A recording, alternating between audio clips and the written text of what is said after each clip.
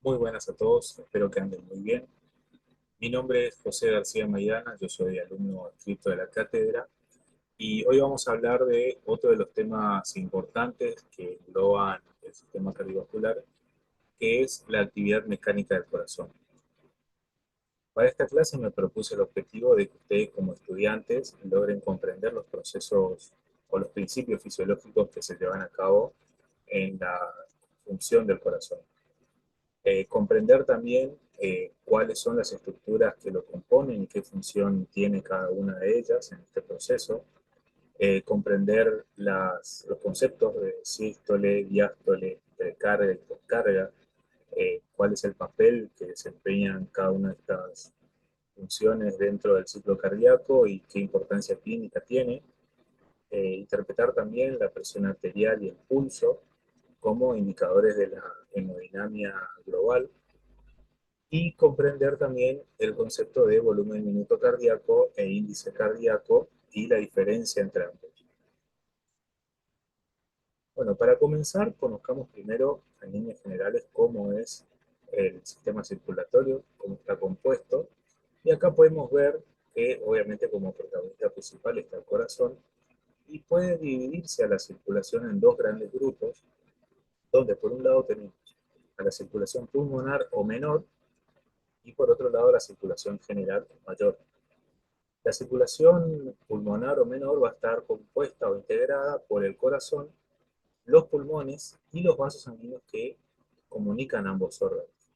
Y la circulación mayor va a estar dada entre el corazón y el resto del organismo y los vasos sanguíneos que eh, perfunden, digamos, eh, todo el cuerpo. Y no podemos conocer en totalidad cómo funciona el corazón si no entendemos primero cómo es su estructura interna. Y acá les traigo un esquema, un dibujo esquemático donde se refleja eso. Y podemos evidenciar que el corazón está compuesto por cámaras o cavidades. Tiene también integrados vasos sanguíneos que salen, ingresan al órgano. Y separando o dividiendo estas cavidades, tiene sistemas valvulares también. Dentro de las cavidades, podemos decir que son cuatro. Si hacemos una en línea vertical o dividimos el corazón en dos mitades, vamos a tener un lado derecho y un lado izquierdo, y del lado derecho las cavidades van a ser aurícula derecha y ventrículo derecho. Esta es la aurícula derecha, este es el ventrículo derecho. Después tenemos la aurícula izquierda del lado izquierdo y el ventrículo izquierdo también del mismo lado. Otros componentes que habíamos mencionado son las arterias o venas. En este caso tenemos dos arterias principales, que está en color azul, la arteria pulmonar, que se va a dirigir hacia los pulmones y formar parte de la circulación menor que habíamos mencionado. Y por otro lado, la aorta, que va a llevar sangre hacia todo el organismo y va a formar parte de la circulación mayor. Las otras estructuras importantes son estas válvulas que están acá, que tienen forma cónica y que están presentes en la unión entre las aurículas y los ventrículos, pero también en la base de las arterias pulmonar y aórtica. Las características que tienen estas válvulas es de forma cónica, justamente para facilitar el flujo en una sola dirección de la sangre y que no haya un flujo retrógrado. Estas válvulas que están acá de las arterias, tanto pulmonar y aórtica, van a cumplir una función muy importante, un papel importante al momento de que el corazón tenga que contraerse para expulsar la sangre hacia ambas circulaciones, tanto mayor como menor. En el caso de la válvula que divide la aurícula derecha y el ventrículo derecho, tiene un nombre propio y se denomina válvula tricúspide, que está en color en círculo en amarillo. Por el otro lado, la válvula que divide la aurícula izquierda del ventrículo izquierdo se va a denominar válvula mitral, y las válvulas de las arterias se llaman válvula aórtica para la aorta y válvula pulmonar para la pulmonar. acá pueden ver en esta imagen de la derecha eh, la correlación entre los círculos del mismo color, donde se puede ver la válvula tricúspide. ¿Por qué se llama así? Porque tiene tres estructuras o valvas que la forman, digamos, y la válvula mitral son dos válvulas, que son estas tres. Bueno, y acá se puede ver las válvulas desde arriba de ambas arterias, de la aorta y de la arteria pulmonar. Fíjense que eh, son de menor diámetro, pero sumamente importantes. Bueno, esto es para que vean un poco más en detalle cómo está compuesto el sistema valvular, que no son solamente membranas que dividen dos espacios, sino que tienen asociado una estructura relativamente compleja que va a generar su movimiento. Y esta estructura está compuesta de esta forma. Acá pueden ver la pared del músculo cardíaco, que emite una prolongación muscular en forma de triángulo, que se denomina papila o pilar, y el cuyo vértice nacen estas cuerdas, que se llaman cuerdas tendinosas, que se van a insertar en la cara inferior de las valvas. En el caso de la válvula tricúspide, como son tres, va a tener cada una su propio pilar y juego de cuerdas tendinosas, como podemos ver en este caso. O sea que acá estamos observando la estructura de la válvula tricúspide, y lo que va a suceder es que esta porción, que es la muscular y que tiene capacidad de contracción, al contraerse o dilatarse, va a tensionar estas cuerdas, que a su vez van a transmitir ese movimiento hacia las válvulas, haciendo así que la misma se abra o se cierre, según en qué fase del ciclo cardíaco se encuentra. Bueno, esto es para que vean un poco más en detalle cómo es la estructura de la fibra muscular cardíaca, o sea, del miocito. Del lado izquierdo tenemos un dibujo esquemático, donde pueden ver que, a diferencia del músculo esquelético que formaban fibras paralelas, en este caso forman una especie de red. Fíjense que tiene también uniones laterales que forman esa red característica. Tenemos, bueno, los núcleos celulares característicos de toda célula, pero además, en este caso también tenemos estas franjas más oscuras que se denominan discos intercalares. Y la función que va a cumplir estos discos es facilitar el, el potencial de acción que tiene la célula cardíaca, porque esta es otra característica, algo muy similar a lo que sucede en el tejido nervioso. El miocito tiene también la capacidad de transmitir un impulso eléctrico, y ese impulso, esa transmisión del impulso, va a estar facilitado por estos discos. Como pueden ver acá en el lado derecho tenemos una imagen, esto es una imagen real de microscopía óptica, donde se puede ver el músculo cardíaco, las fibras. Fíjense, con flechas negras están marcados los discos intercalares, se ve muy claramente. Y esta zona más blanquecina, que es tejido conectivo, que se encuentra obviamente entre las fibras. Fíjense, se puede ver también cómo forman esa especie de redes.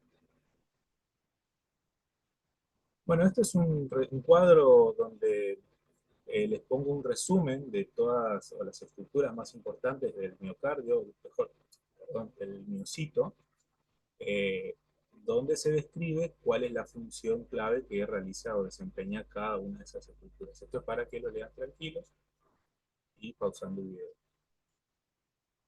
Bueno, esto es como le mencionaba, que el miocardio, o el, mejor dicho, el miocito, tiene la capacidad de producir su propio potencial de acción, que al recibir el estímulo proveniente de las neuronas del sistema de conducción, se va a producir una contracción por toda la superficie del tejido cardíaco, y esa conducción de esa corriente eléctrica tiene una característica, que tiene una velocidad de 200 a 300 milisegundos. A su vez también consta de 5 fases, donde, si recuerdan, cuando habíamos hablado de potencial de acción en el sistema nervioso, habíamos mencionado cómo es el mecanismo por el cual se produce este mecanismo, que es la apertura de los canales iónicos presentes en las membranas, y esto permite el paso tanto de afuera hacia adentro y viceversa de ciertos iones, que a su vez cada ion tiene su carga, y esto modifica la carga del entorno en general, ya sea intracelular como extracelular.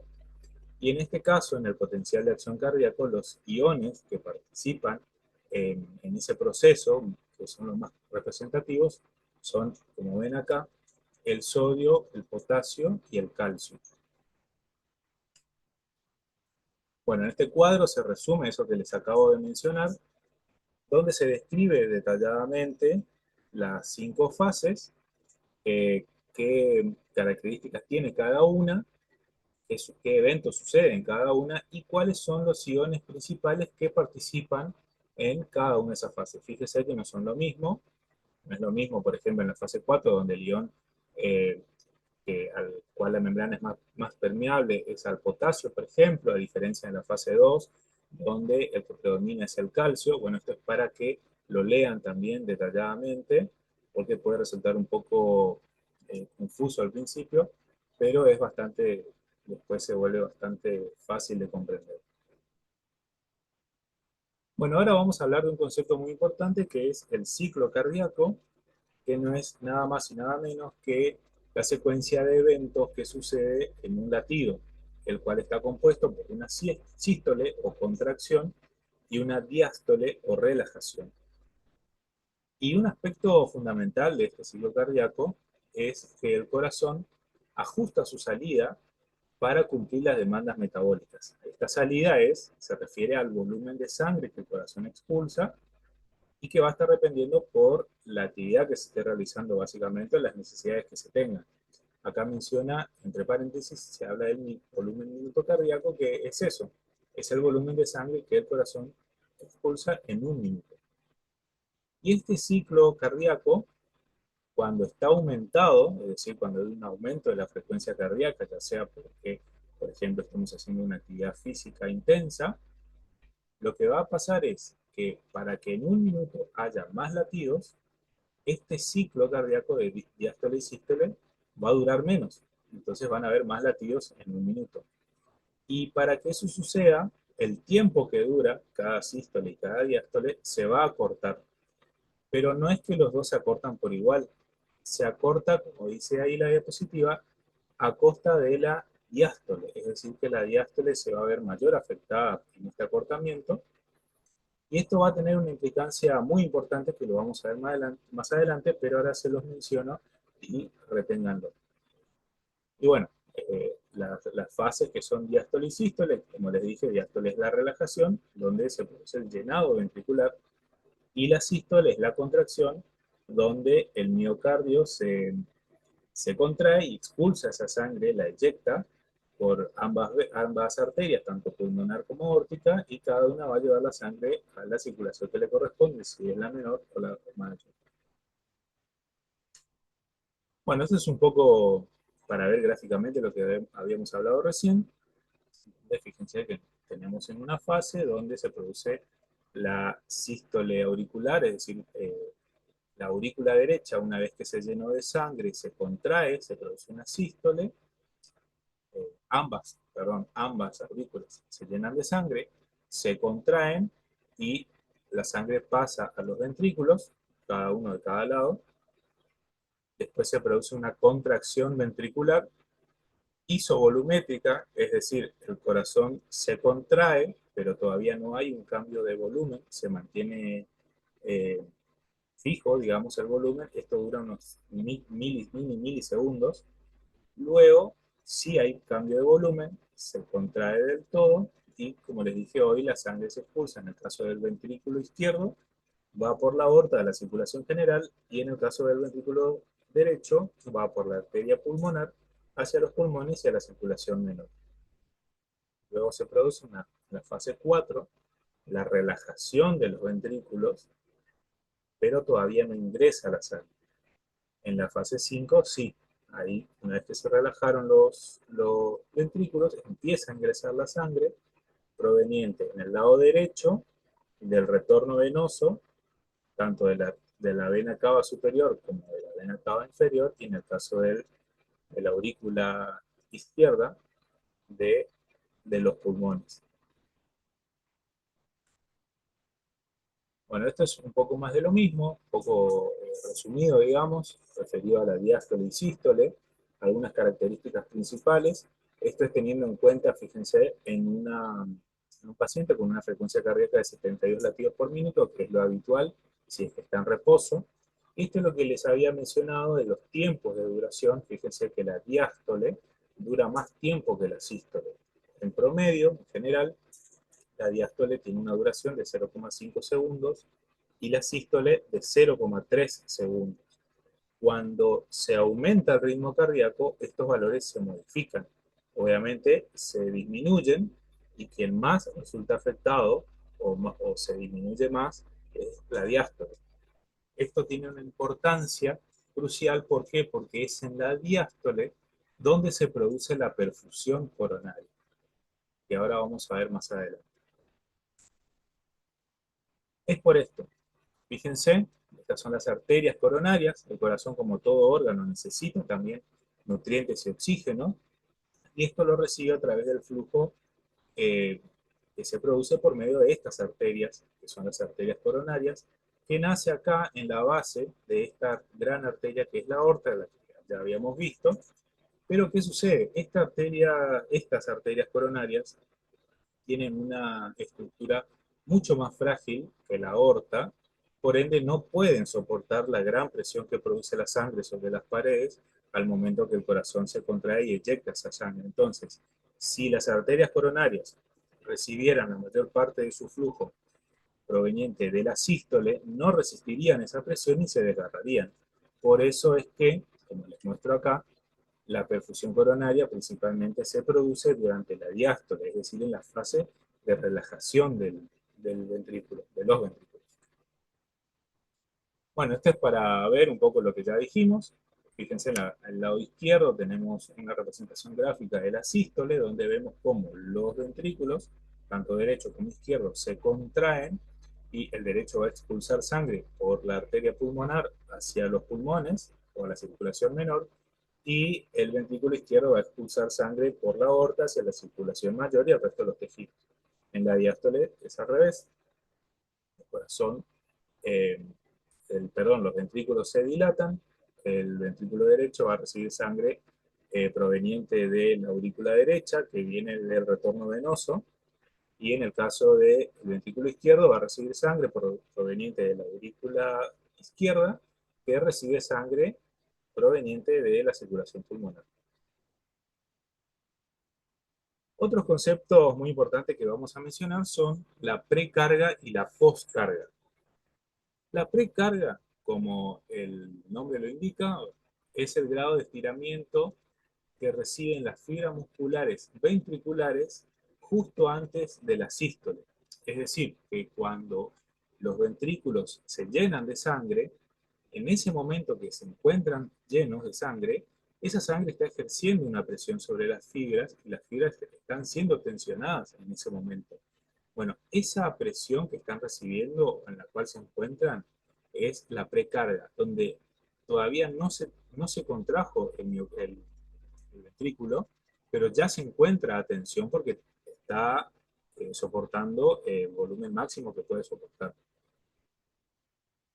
Esto tiene una implicancia, ¿por qué?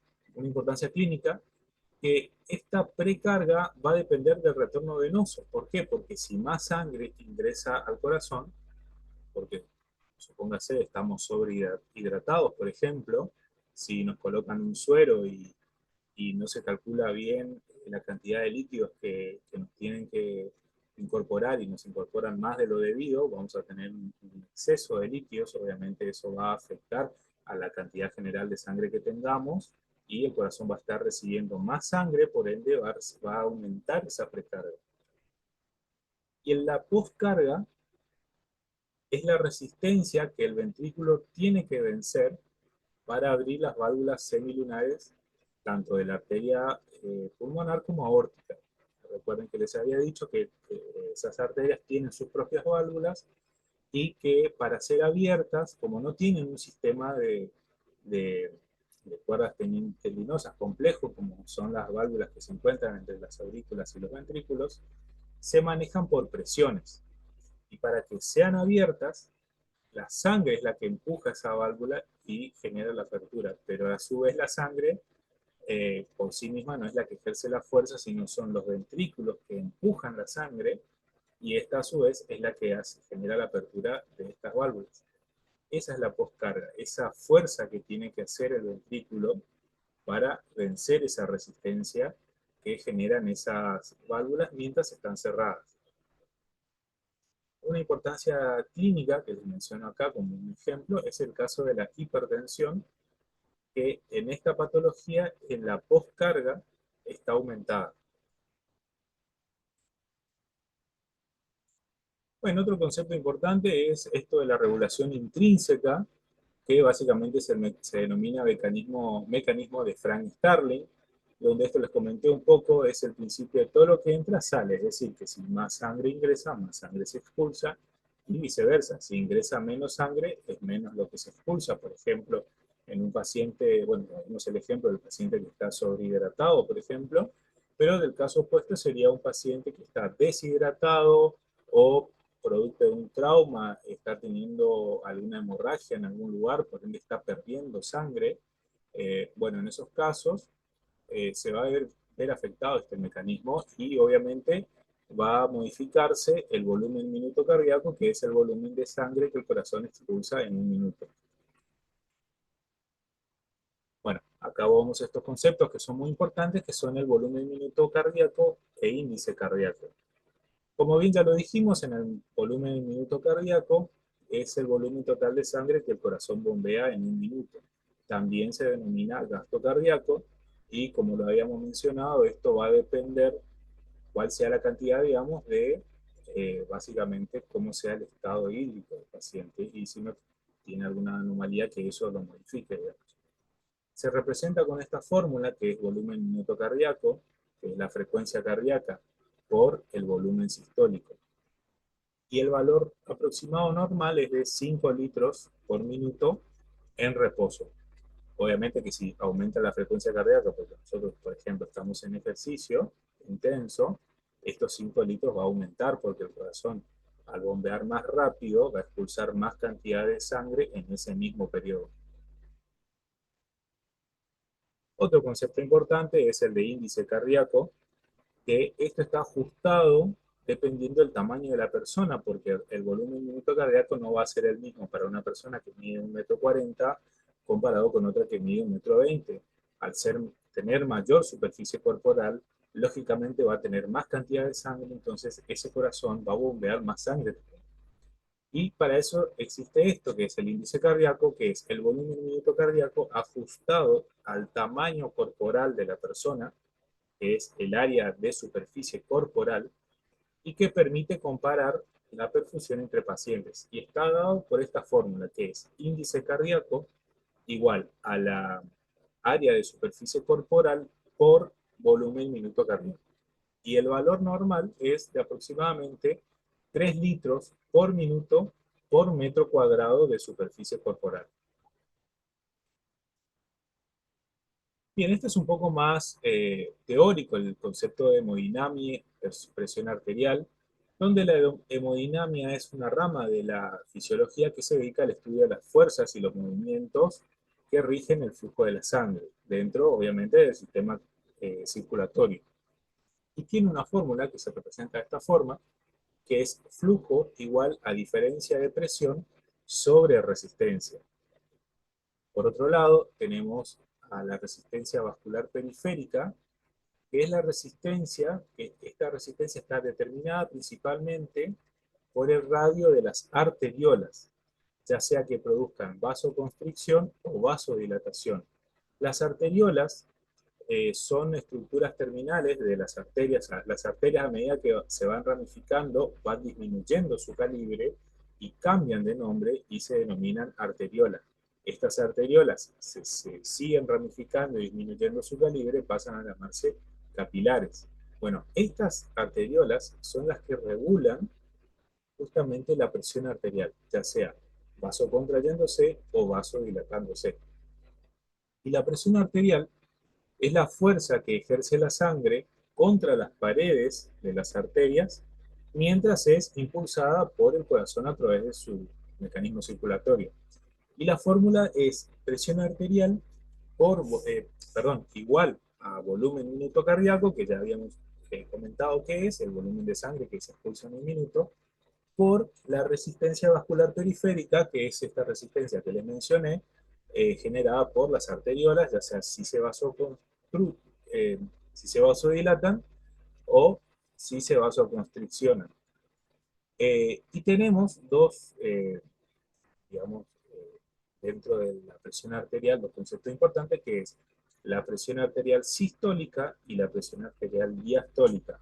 Ustedes cuando miden la presión tienen un valor mayor y un valor menor. Bueno, el valor mayor es el que representa la presión arterial sistólica, que esto es la presión máxima que se ejerce durante la sístole, en la eyección. Y el valor menor que les da en el tensiómetro es la presión diastólica, que está dada por la presión mínima durante la relajación, o sea, en la diástole. Bien, ¿y de qué forma nosotros podemos evaluar de forma sencilla y práctica, accesible, estas características, tanto como frecuencia, ritmo o amplitud del ciclo cardíaco? Bueno, una forma muy utilizada en la práctica habitual es la toma de pulso.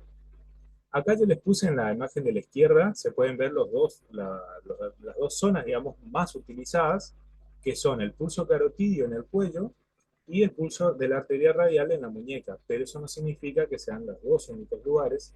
Fíjense en la imagen de la derecha, todos los otros lugares que ustedes tienen donde pueden tomar el pulso, ¿sí? Para que lo vean en detalle. Bueno, esto es un poco más de lo mismo, simplemente expresado en texto y en forma de cuadro, donde les menciono algunos lugares donde se toma el pulso.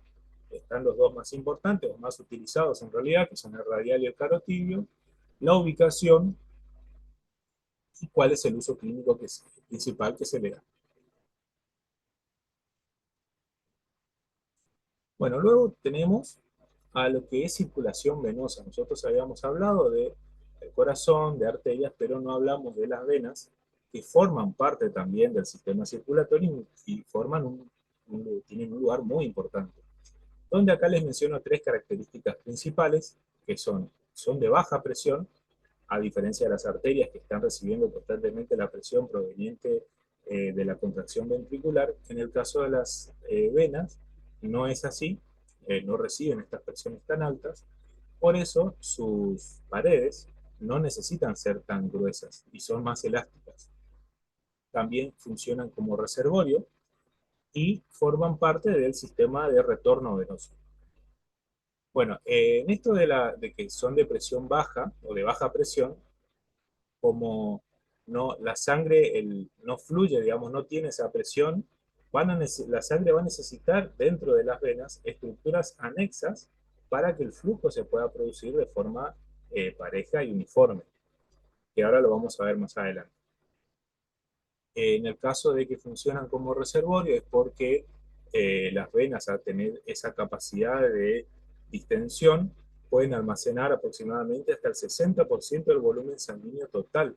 Es decir, que si el organismo necesita redireccionar el flujo hacia una zona del organismo por algún motivo en particular, puede hacerlo a expensas del sistema venoso, puede salir de ahí la sangre y redirigirse.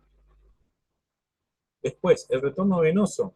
Como habíamos dicho, la sangre ingresa al corazón por medio de las venas. Si la sangre proviene de la circulación general, va a ingresar a la aurícula derecha por medio de las venas cava superior e inferior. Si la sangre viene proveniente de la circulación menor, va a ingresar por las cuatro venas pulmonares en la aurícula izquierda. Bueno, esto es lo que les comentaba con respecto a las estructuras anexas que necesita la vena para que el flujo sanguíneo se pueda generar o producir. Tienen estructuras que son propias de las venas, como esto que ven acá, que son unas válvulas, no tan complejas como lo habíamos visto en el corazón, pero que cumplen las mismas funciones, si se fijan, son similares en cuanto a forma, así forma cónica, eh, direccionadas en el sentido del flujo, que es como muestra la flecha amarilla, y que la función que van a cumplir es justamente esto: la sangre una vez que atraviesa, abre las válvulas, pero a medida que la sangre pasa, estas se cierran, y eso impide que la sangre vaya hacia atrás o genere un flujo retrógrado. Por esta estructura que tiene acá, genera una vuelta y sigue su camino. Esto es, no es que la sangre fluye de forma así pareja, continua, sino va generando pulsos. Fluye un tramo, fluye otro tramo, y eso va a estar dado por los latidos del corazón. Otras estructuras son los músculos anexos o que rodean a las venas. Fíjense, cuando el músculo está relajado, no genera tanta presión sobre las paredes de las venas, pero cuando se contraen, sí, y esto también ayuda a que el flujo se mantenga. De ahí la importancia que hay que hacer mucha actividad física, estar en constante movimiento, para que justamente este flujo sea favorecido y no se produzcan éstasis o estancamientos sanguíneos. Bueno, esto es un poco resumido lo que ya habíamos mencionado, referido a la circulación coronaria. Como les había dicho, el corazón, como todo órgano, también necesita oxígeno y nutrientes, y esto lo recibe por medio del flujo que viene de las arterias coronarias. Y esta particularidad que la destacamos es que ese flujo está dado principalmente en la diástole. ¿Y por qué es importante saber esto? Como habíamos hablado, porque cuando hay una frecuencia cardíaca muy alta, y si recuerdan que les mencioné, esto sucede a expensa de disminuir el tiempo de la diástole. Si la diástole disminuye, va a recibir menos flujo sanguíneo a las arterias coronarias, y eso se va a traducir en menos oxígeno y nutrientes para el corazón, que puede desencadenar en un riesgo de isquemia. Bueno, eso es un poco lo que ya habíamos visto, por el por qué se produce el mayor flujo de sangre en la diástole, en las arterias coronarias, y no en la sístole. No significa que en la sístole no reciban flujo, sino que el flujo prioritariamente proviene en la diástole. Bueno, esto es para representar un poco qué sucede en la circulación general cuando eh, las arterias van disminuyendo su calibre, se van ramificando, de arterias se pasan a ser arteriolas, y de arteriolas a capilares. Bueno, esto es lo que sucede cuando llegan a esta estructura terminal. eh, Arteriolas siguen ramificándose y disminuyendo su calibre, y forman esta especie de redes entre los tejidos, que se denominan capilares, que llevan esa sangre oxigenada hacia los tejidos. Ahí se produce en esta red un intercambio de gases, de nutrientes, donde las células de diferentes tejidos se nutren, pero a su vez también liberan sus desechos en la misma sangre, digamos, y esto sigue su recorrido por estas estructuras que se unen, digamos, y que son el capilar venoso, donde ya en sentido contrario, acá en vez de ramificarse, acá se van uniendo esas ramas en vasos más gruesos, y de los capilares venosos pasan a las vénulas, y estas vénulas a su vez se unen con otras vénulas y forman la vena propiamente dicha, que va a ir hacia el corazón y desemboca en las aurículas. Esto no es tema de esta clase, pero bueno, les muestro, ya que aparece en la figura, es la circulación linfática, que también tiene una estrecha relación con la circulación sanguínea. Bueno, este es el otro lado, el otro tipo de circulación, la circulación menor. Fíjense, esta es la tráquea, por donde ingresa el aire, a su vez se divide en bronquio fuente izquierdo y derecho. Estos bronquios se van ramificando en más estructuras tubulares, denominadas bronquiolos, que son estos que están acá. Cuando llega a su porción terminal, se abre en esta especie de sacos o bolitas huecas, que se puede ver acá ampliado, y por acá ingresa, todo esto está lleno de aire. Entonces la sangre que viene a través de la arteria pulmonar y se divide tanto en derecha como izquierda, se va, su trayecto, digamos, es paralelo a los bronquios y luego se ramifica, así similar a lo que habíamos visto en los tejidos, forma capilares que se adhieren a la pared externa de estos alveolos, fíjense cómo se muestra acá, y ahí se produce el intercambio gaseoso, donde ahí es al revés, libera los dióxido de carbono y se carga nuevamente de oxígeno para continuar su camino a la sangre, volver al corazón por el lado izquierdo, específicamente en la aurícula izquierda, de ahí la sangre pasa a través de la válvula mitral hacia el ventrículo izquierdo, y por sístole, esa sangre es eyectada a través de la aorta a la circulación general y ahí nuevamente inicia el ciclo cardíaco. Bueno, esta es la bibliografía que se utilizó como referencia para hacer esta clase. Obviamente, el sistema cardiovascular es un tema demasiado amplio como para poder abarcarlo en una sola clase, entonces la idea es que ustedes eh, puedan ampliar esa información porque este es un tema que les va a servir no solo ahora, sino en toda su carrera, porque es un tema sumamente importante. No hay forma de que no necesiten saber esto. Bueno, muchas gracias.